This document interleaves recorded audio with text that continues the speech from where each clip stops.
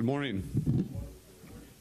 I guess really minimal opening statement other than to say we're excited to be playing someone other than ourselves for the first time since December 31st, and our kids are really looking forward to being able to, play in a real game. And the weeks leading up, the first 2.5 weeks of training camp were literally no introduction to Oklahoma. It was just all about going against each other and getting better. And when we started to introduce Oklahoma on Monday, you could tell a new little kind of pep in their step. The kids were excited. Their competitive juices were flowing again, and they, could finally then see the light at the end of the tunnel, which in training camp in those first 2.5 weeks, it's tough to find the light, man. And but they pushed through it, proud of them, and now we're excited to go get ready to play a football game. Questions? Are we doing the whole microphone thing?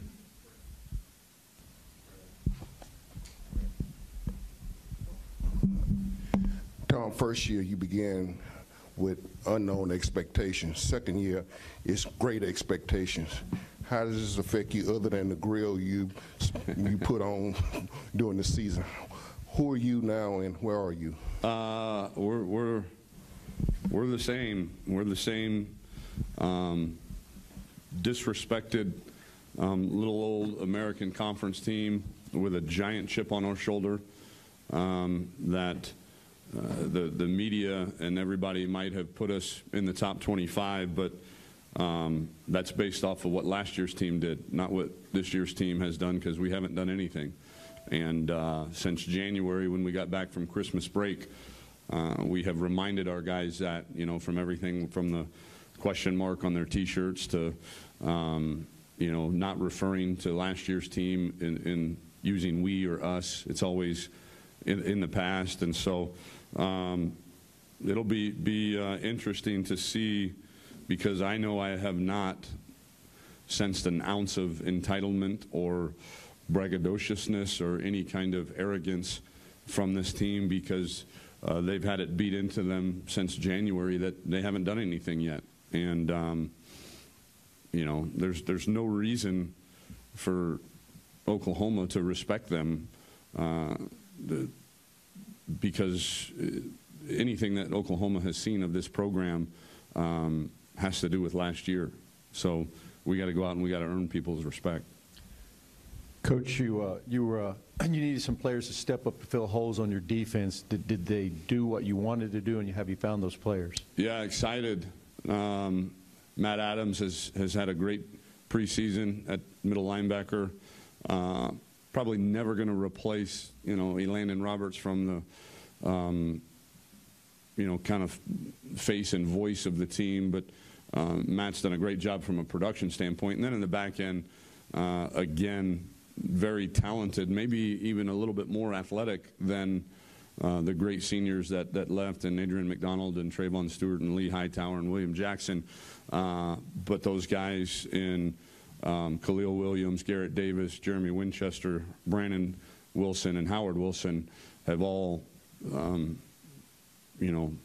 if it were a test, they would have passed with flying colors. Now, obviously, you got to go out and do it on Saturday, September 3rd. But all signs point to them being able to do that.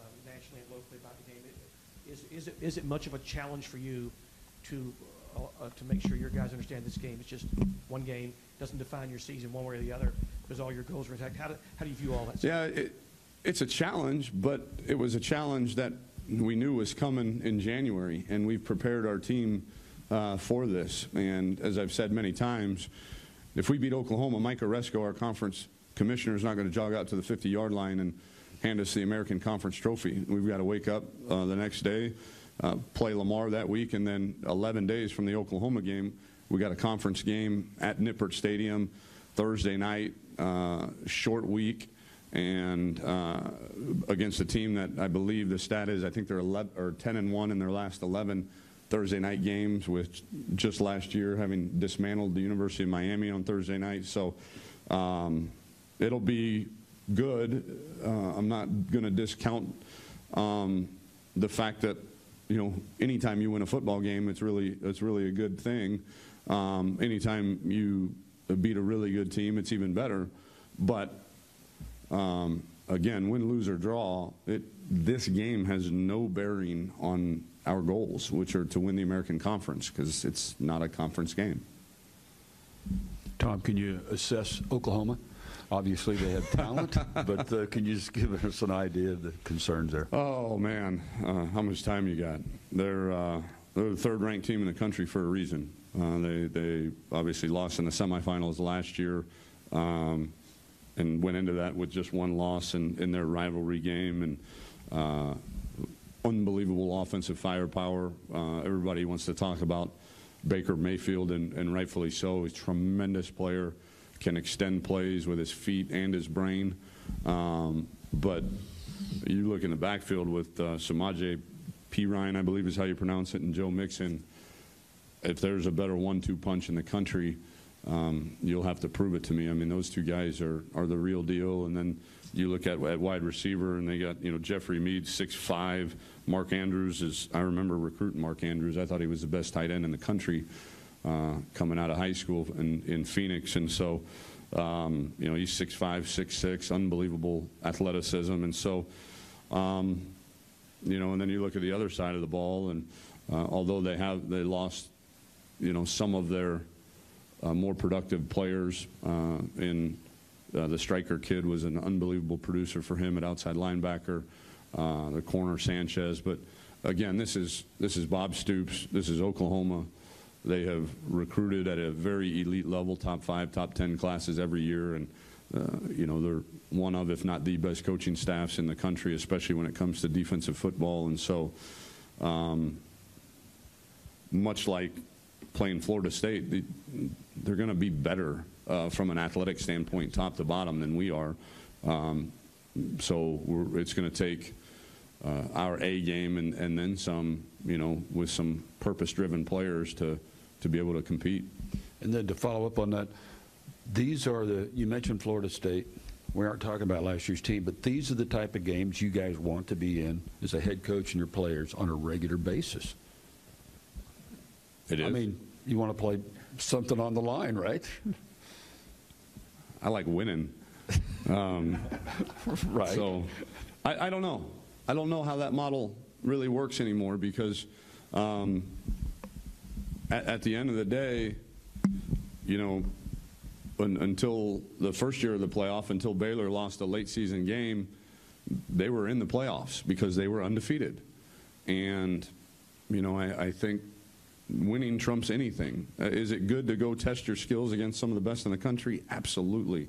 But to say that I want to play 2 top 25 teams non-conference in one season, and then have to play our league schedule, which last year had 4 teams in the top 25, well, that's a meat grinder, you know. And so it's exciting for the city of Houston, especially having the ability to play that here at NRG, and it's exciting for our fans. But year in and year out, I don't know that that's really the right model to get to where you want to get on a national level. Tom, to kind of piggyback off of that question, as a outside of the Power 5, though, are those games necessary because of the perception or the schedule that you face within your conference? I mean, last year the America did have 4 ranked teams, but for the most part, is that necessary? Because I think I saw a quote where you said that if you guys were to run the table and you beat 2 ranked teams like, you know, Louisville, and if you weren't in, the system's broke. No, I said if a team from the American Conference. I refuse to talk about us specifically and long-term beyond Oklahoma, but if a team from the American Conference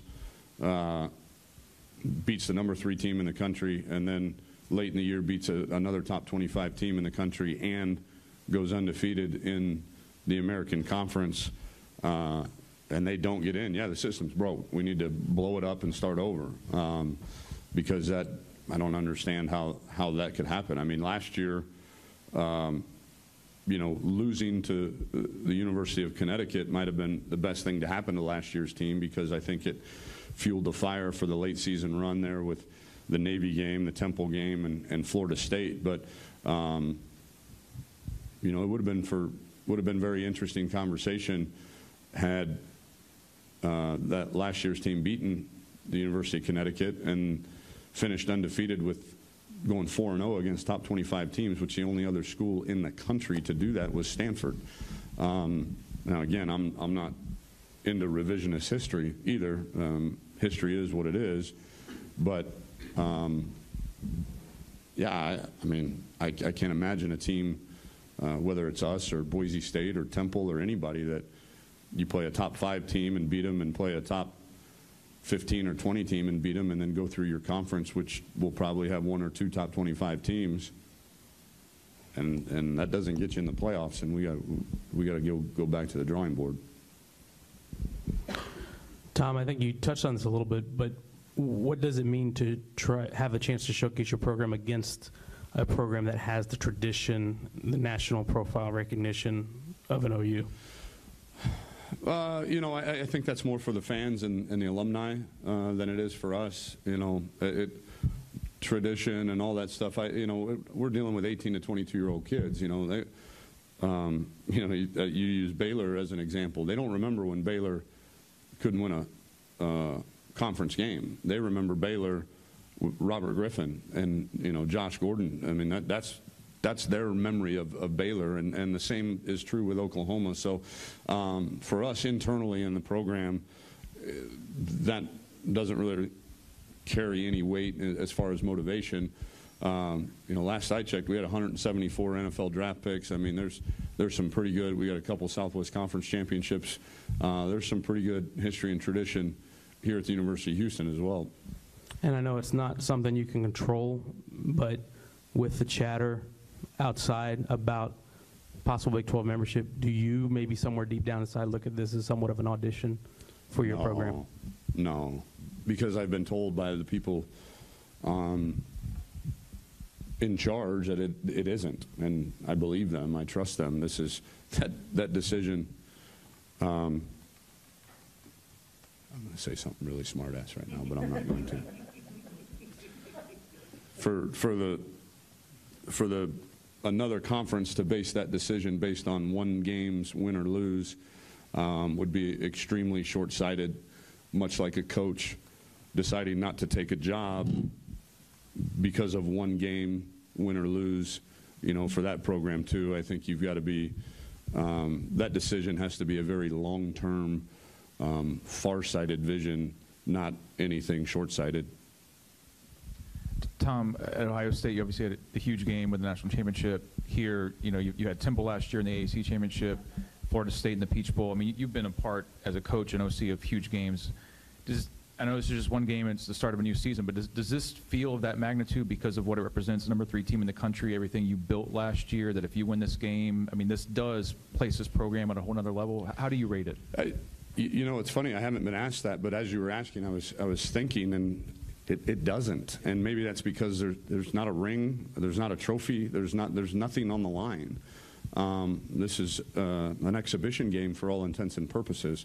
And we're going to go out and we're going to try to win the dang thing and play our best. But when you think of those big games, there's something at stake. There's a Western Conference or Western Division championship at stake. There's a conference championship at stake. There's a Peach Bowl championship at stake. Where this first game of the year, there's no trophies, there's no rings, you got to wake up on Sunday and go get ready to play Lamar. So doesn't quite have that feel, no. Coach, over here, a lot has been said about Greg Ward and what's expected of him this season. What are you expecting from Greg this season? Improvement from a vocal leadership standpoint, which I've seen. So there's evidence there that will happen. And then improvement in his overall, the kid he wants more. He wants, instead of Coach Applewhite, I don't want to have to look back if they're playing this front. I want to be able to check it on my own. I want to be, okay, yeah, go for it. And he wants he wants more control of the offense, and up until this point, he's earned it. And so I would expect to see a guy that's a lot more comfortable behind center. You know, I mean, this is the first time that he's ever, you know, had back-to-back offenses playing the same position. So he really had an opportunity this offseason to dive into the offense from a big picture standpoint, and be fun to see him kind of take control of it.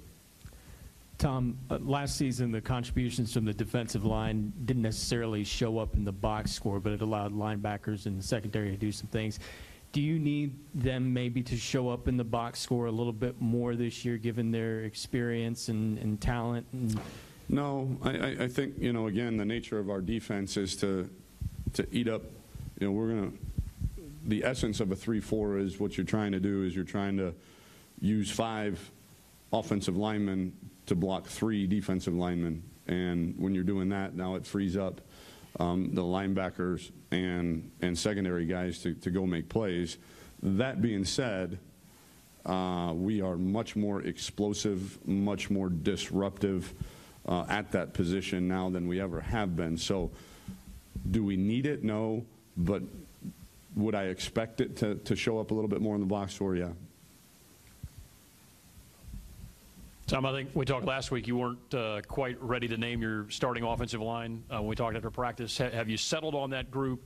And what kind of test are they going to face? What do they need to do for you in that game? Yeah, Saturday. Yeah, we'll start Josh Jones at left tackle. We'll have a rotation at left guard between Mason Denley and Alex Fontana. Will Noble will start at center. Right guard right now will be Mac Long. And right tackle would be Natai Rogers. What challenges do they face? I mean, it'll be the best defensive front they play all year. The cool thing is the second best defensive front they'll play all year they've been practicing against since the spring. And so they have had ample opportunity. They're not going to be surprised by the size and speed and any of that by Oklahoma. And they're really good up front. I mean, really, really, really good. Very similar systems in terms of they're going to base out of a 3-4. They're going to put a guy, you know, I'm looking here, you know, a 305-pound guy, head up Will Noble, nose to nose with him, you know, and they're going to put 280-pound guys head up the tackles and try to create disruption in the backfield to free up their secondary level players. So we've got it's a tall order. Again, it'll be the best defensive front that we'll play all year. Tom, in camp, you had a few areas that you were maybe paying attention a little bit more on with the backup tailback and the slot receiver, right. not looking and reading into the depth chart too much. Did you find some clarity at those 2 positions? No. Well, follow up then. Let's start with backup tailback. I mean, do you go with? I mean, I know you were talking about separation. I mean, when it comes down to it, is there now at least a pecking order in terms of, you know, guys that, you know, maybe did that little much more than the other? Yeah, I think, you know, Mulba missed some time. He was a guy that got a I don't even know if they diagnosed it as a concussion, but he sat out for a few days, and that set him back a little bit because, you know, he's a rep guy that's in the offense for the first time, and so, but, you know, lucky for him, while he was out, none of the other guys really stepped up. So I think if we had to play tomorrow, and Duke had to go down, Duke went out for whatever reason, that Mulba and Kevrin would probably rotate a little bit with Kalik getting in there a little bit as well. And with the slot, you had mentioned the possibility at one point Bonner was in there, and then De'Aaron King was getting some work, and then I believe Leday was also another guy. Is there a plan in play? I guess with Samples, is he back? He's not back. Won't be back for the game. Still going through the concussion protocol. Obviously, Marquez Stevenson Won't be back for another 5 to 6 weeks, and so it's we were just talking about it this morning. You come in to training camp and you say, okay, what do we got to do? We got to establish ourselves an H receiver. We got to replace the production of DeMarcus Ayers, and you go through a few practices and you're feeling pretty good about where you're headed there, and then basically a bomb blows up, and next thing you know, you went from having 2 that you felt were doing well, and now you're at 0. So Linnell will start the game. Linnell Bonner will start the game. Obviously, not doesn't quite possess the explosiveness, for that position that we need to do some things. For others, he's great. I mean, you put him out there, he is strong as heck, and he's going to have to block an outside linebacker, and feel a lot better with him doing that than De'Aaron King right now. So you'll see those guys kind of, rotate around a little bit, because De'Aaron is a fantastic playmaker too. Obviously, he's just now learning the position, and that's a difficult position in our offense to learn to begin with. But we got to get him in, because Linnell's going to need a breather from time to time, and De'Aaron's plenty good enough to manufacture ways to get him the football. If I could follow one more, you have 4 true freshmen, at least on the depth chart: Wilder, Oliver, Mulba, and Braylon. Well, and you can add you can add De'Aaron as okay. 5 now. So you have these guys. Anything stick out from them that went into the decision to what they saw in camp, what you saw from them in camp that led you to put them in that position? Well, I think, let's look at the programs that they came from. Colin Wilder, Katy High School; Ed Oliver, Westfield High School; Braylon Jones, John Tyler; De'Aaron King, Manville. And then Mulba, their program is a winning program now for the first time in a very, very long time. So you want to talk about guys that are college ready, go look at where they went to high school and go look at how well they were trained in high school, and you'll find that those 5 guys, they're great players too, don't get me wrong. I mean, not everybody from great programs are ready, but you couple the fact that they're really good players and having come from such proud programs, it's a little bit easier maybe to see how prepared they are to play.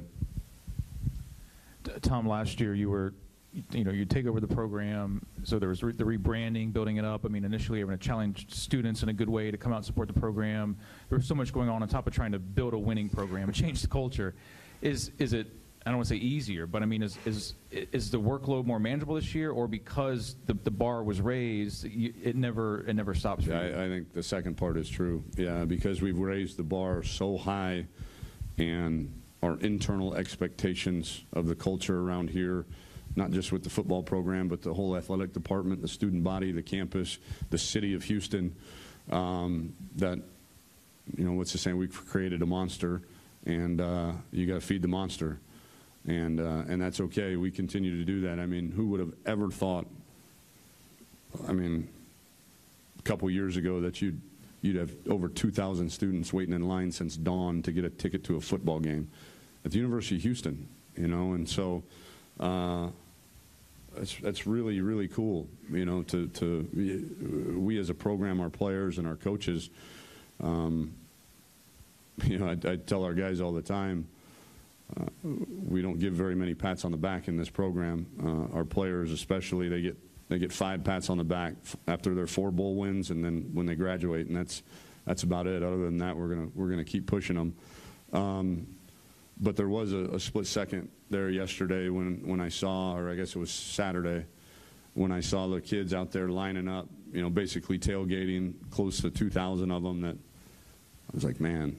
This is kind of gratifying to know that in 20 months, this is what we've been able to, the kind of culture on campus that we've been able to foster. Tom, you touched on a couple guys a moment ago. Any other lingering health concerns you have going into this game for your team? Yeah, we don't have an H. I mean, aside from that position, any other notable positions that you have injury concerns going into Saturday? We'll see how Will Noble does today. He's been out a good 10 days with the concussion. So today he's fully cleared to practice. He can either make me worry a lot more or ease my mind a lot more, depending on how he practices today. I'm trying to think. We'll have to have a bit of a shell game if a corner goes down, from the standpoint that Brandon Wilson will go then from nickel to corner, which then would make Garrett Davis our nickel, which then would put Terrell Williams in the game. So it's not as easy as, hey, a corner goes down, the number 2 corner go in. There's a lot of moving parts to that equation. But beyond that, I feel pretty good. Tom, in terms of the H receiver, and talking with Greg earlier in camp, it seemed like he was really taking on a personal leadership role and trying to get those guys ready and trying to work with Rashad and Marquez. And how have you seen him respond now with those 2 guys out, and really maybe trying to amplify his efforts in order to get the next guys ready? Well, yeah, I think the one guy is De'Eric. Those guys hit it off like that when De'Eric first got here. We do a Big Brother program where we pair the newcomers with a veteran, and Greg was his big brother, and they were attached at the hip, and very similar guys. De'Eric's very cerebral, very football smart. So I think Greg, once Linnell's a veteran, and not that we don't have to worry about Linnell, well, we always will, but we got to accelerate this growth process here for De'Eric for this season, for him to provide us, some of the things that Linnell can't provide us. And I've seen Greg do a really good job with De'Eric, kind of taking him under his wing and making sure that he's doing everything he can to get De'Eric ready. Good? Oh. How many pizzas did I buy? Couple hundred. I don't know. I just, yeah, pretty much.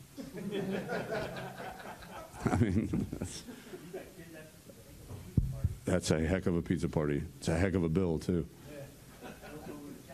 No, yeah, charge it to winning. No, that one got charged a Herman family winning account. What else? We good? Thank you.